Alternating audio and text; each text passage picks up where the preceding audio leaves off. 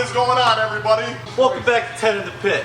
Today, we are at 1404 Taylor Road in Owego, New York, home of the Owego Bowl and 10 in the Pit Pro Shop. Today's video is... Alrighty, boys and girls. Hope we're all ready. Quinn's here to disappoint you with another Brunswick review. So, everybody remembers the beautiful track Tundra Blue Fire that Quinn bitched about the entire 10 shots he threw. Everybody remembers that ball, right? Everybody's like in the comments, oh, just plug it if you don't like it. Well, he did plug it. here we are. And here we are. So after the cover is broken in, Quinn, has your opinion changed? You can just answer yes or no. Or. Okay. Yes. Okay. So this is why I think a lot of channels miss the mark when they do a bowling ball review. They do it fresh out of box. They don't allow for the cover to break in. They don't allow for the cover to do anything except for being the new in box standard. So when you drill a bowling ball and you jump right out there to give that bowling ball review and you throw your first 10, 15 shots out of that, yes, you gave a brand new bowling ball out of box review. People who buy that bowling ball are going to have that same experience that you just gave them the first 10 shots. After that, they're not going to have the same experience. Thankfully, Quinn's here to prove that for us. Yes. Now, this ball did not get super strong, super angular, and start to hook the entire lane. But it did break in, and it is a very playable bowling ball now, in my opinion. So what Quinn is going to do, he's going to start right as a two-hander. He is going to play more right than he normally does. But with this bowling ball and what this bowling ball allows him to do, you're going to see it. But he's going to play the typical line. I'm going to make him go up 10 just to give that typical league bowler look. He's going to go as far as he possibly can. As a two-hander, he should be able to get all the way across. You just got to slow the speed down. We're not going to say he's going to strike, but he's going to at least show you what the ball will look like if you play that line or that deep. You ready? Month? A little over a month now, right? Are you taking to learn this? But this says, I put a lot of games on this. Okay. I was going to say, this is the only ball I see you practicing with, so. You'll find out one. Okay. Okay, so as James said, up 10.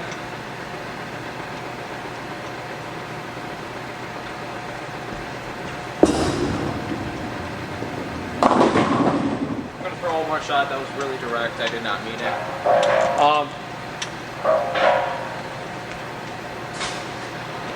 You'll get to see this. So my first 10 shots or so, I could only play basically up 10. And even then, if I got it outside, it would not come back.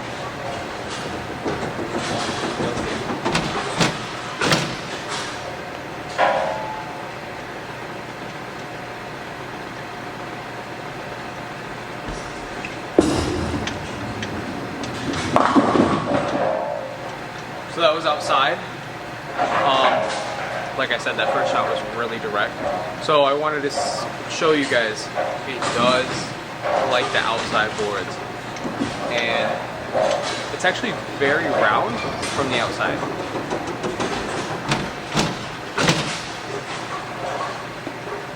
In my eyes, that's a good thing, because I don't want it to be jumpy. I don't want it to catch that friction and be unpredictable. So we're gonna move right to 23.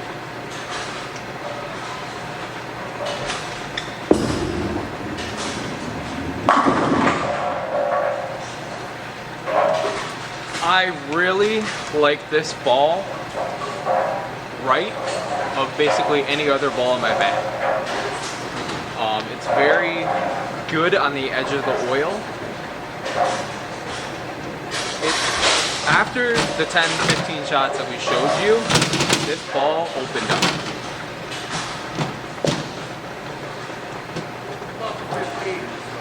Yeah, this ball just opened up. So, and I'm still throwing it fast from here, right? So I'm gonna move forward. We're gonna stand 27.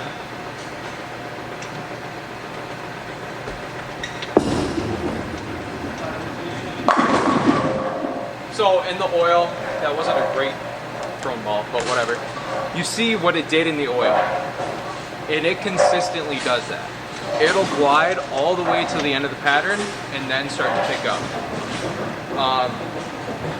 Personally, where I think this ball could be better and could be because of the drilling of the ball, we probably should have went with a stronger layout.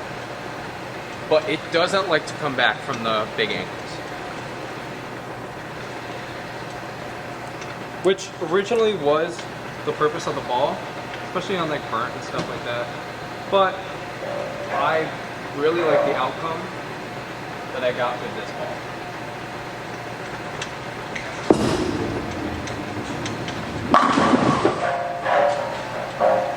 I just moved 2 more, so I'm on 29 right now. It's just so good. I'll admit that. It is a really good one. I really think this is a house shot killer for two-handers. And I will stand firm behind that. Especially when you get game 2, game 3. I actually found myself moving right through all 3 games, but okay, so we'll go 32.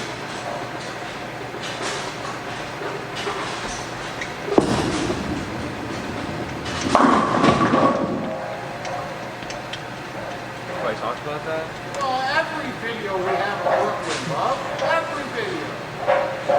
So, whether you're two-handed, one-handed, yeah. But you definitely saw that ball go straight, right through the oil, and then pick up on the back end, made a left-hand turn. But it's not stupid either. It's still predictable, it's still smooth.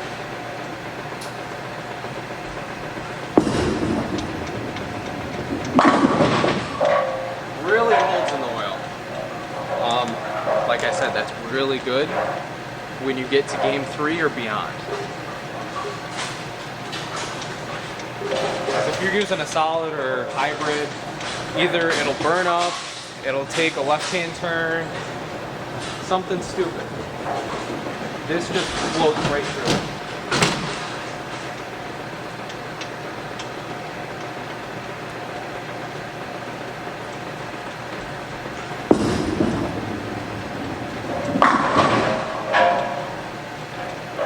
Something bad about the ball. Sometimes it will literally float through it. Very sensitive to hand placement, release, speed. Now, if we throw the same ball, slow down a mile and a half. So, you know what's funny though? Not to get in this, but my best balls earlier were when I was throwing it faster. 17. And it was reacting more. Correct. Which is weird. Bouncing off the side a little bit harder. A little harder. But since we've worked on your release and your approach, you're throwing the ball fast.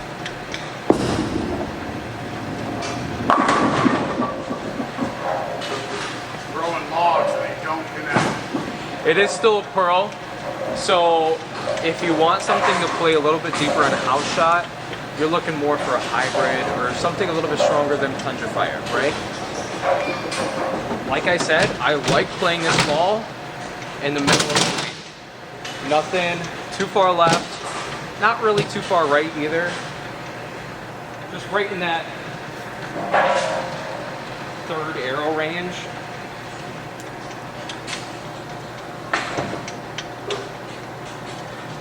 That's also because of our playing surface though, right?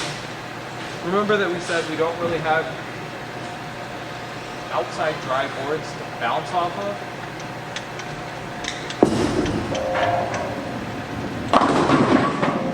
And you can see that. Because it just reads it. It doesn't just bounce. So I'm gonna move. Do I move more left? Yeah, okay. Because I don't like this one.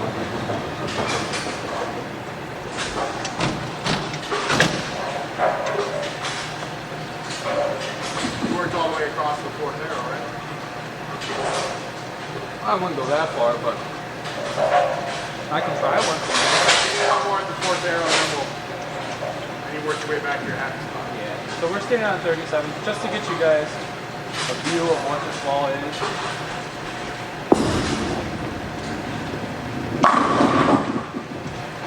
Lofted that a little bit, got more rotation on it. It's definitely adaptable, versatile, whatever you want to call it. It is good. There's no doubt about it. But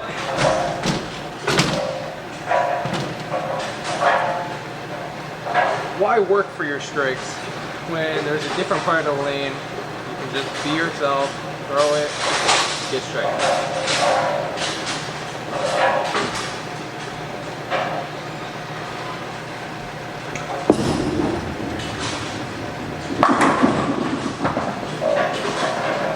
That was inside. Like, this ball gives you room. That was inside. If I get that outside, it's coming back from where I'm standing. Because I'm playing a little bit more square with it.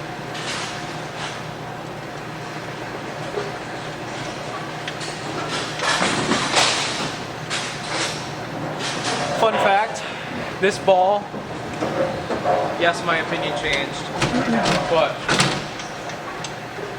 we are all just average league bowlers, especially me on this staff. So my average is only 208, and I had my first 700 with this ball, two-handed. I only get like 4 to 5 a season, one-handed, so I was stoked.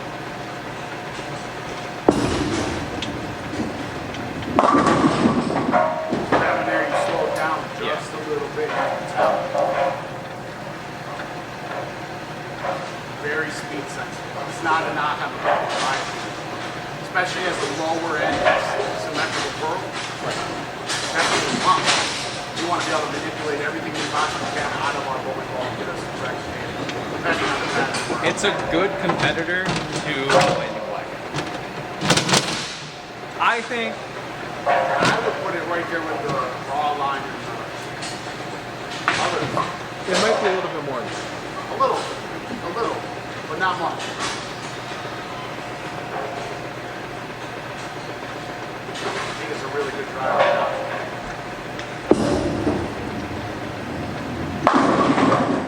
I got very forward with my hand with that, and I played right on that cusp of like a lot of oil, not a lot of oil, right? The cliff.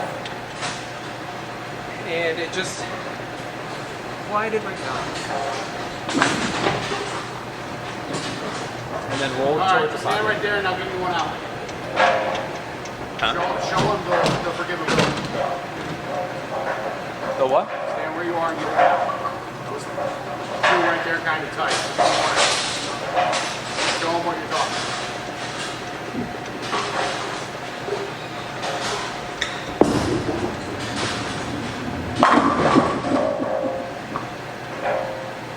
Very good in and out ball.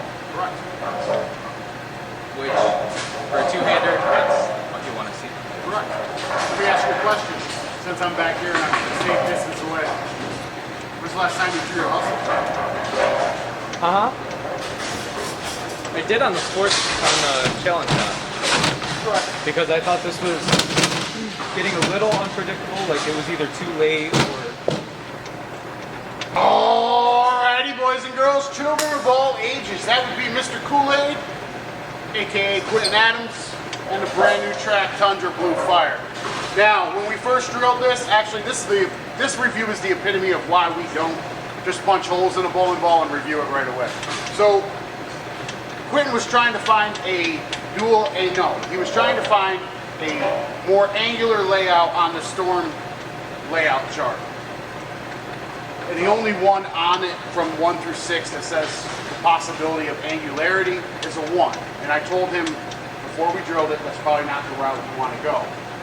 But Mr. Kool-Aid, being Mr. Kool-Aid, he's pretty bullheaded. So we went with it. Now, he didn't get the angularity he was looking for. But what he did get in return was probably one of the best control pieces in his bowling ball bag. above the raw, above the hustle, with a one layout with Quentin style and the Tundra Blue Fire, this is probably his best bowling ball in his bag.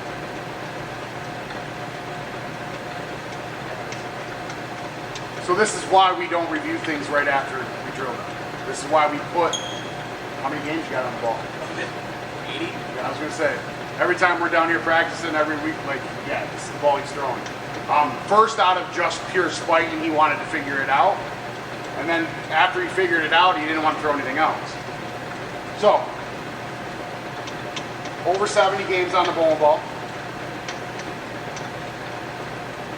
Was it worth your initial investment?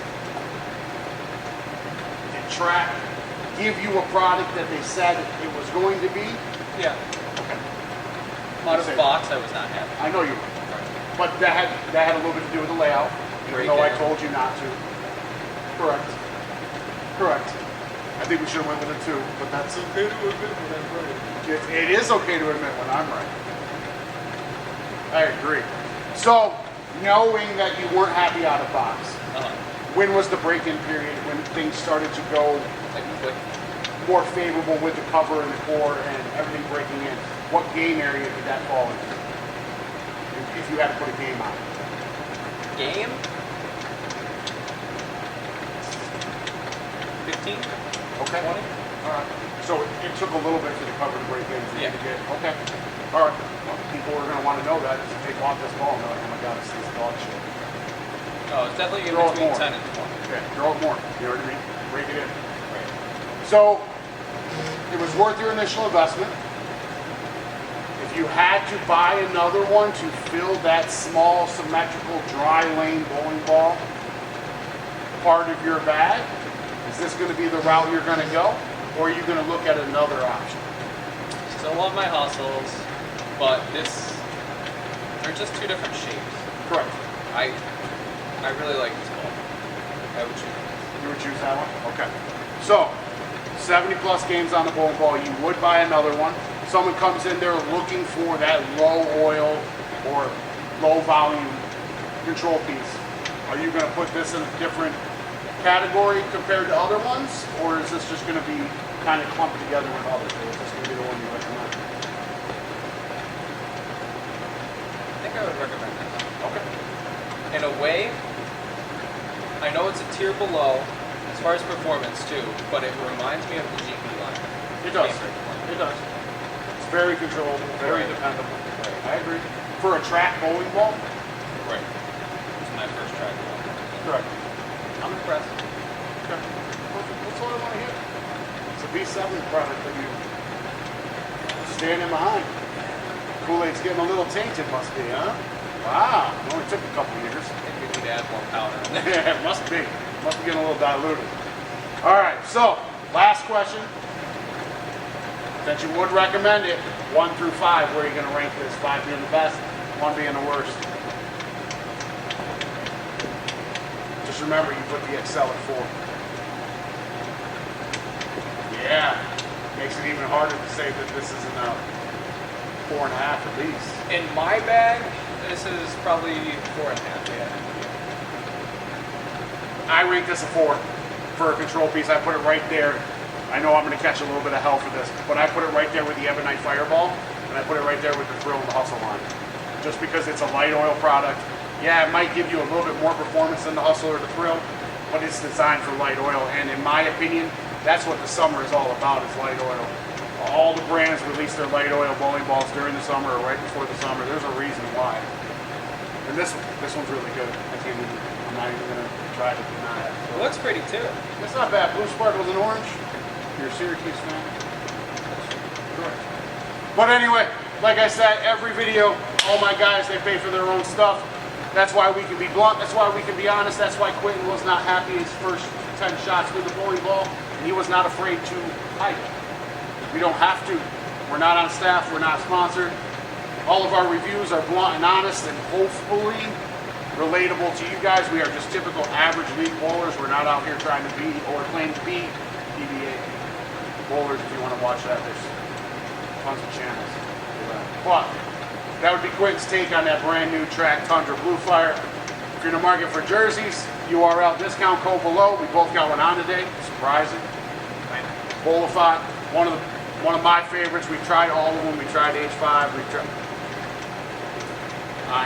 tried them all. Everybody here liked the ordering process. They liked the durability of them, and they liked how quick we ordered from them and how quick we could custom them. Bolafat just stood out after we tried them all, so that is why we rep Bolafat. We don't catch anything for it. We just try to save you a couple of bucks. Anything else you want to add, Princess? I'm good. It's a good bowling ball. That's a good bowling ball, he says. Wouldn't mind, like, share, subscribe, hit the post notification bell. We'll see you guys next time.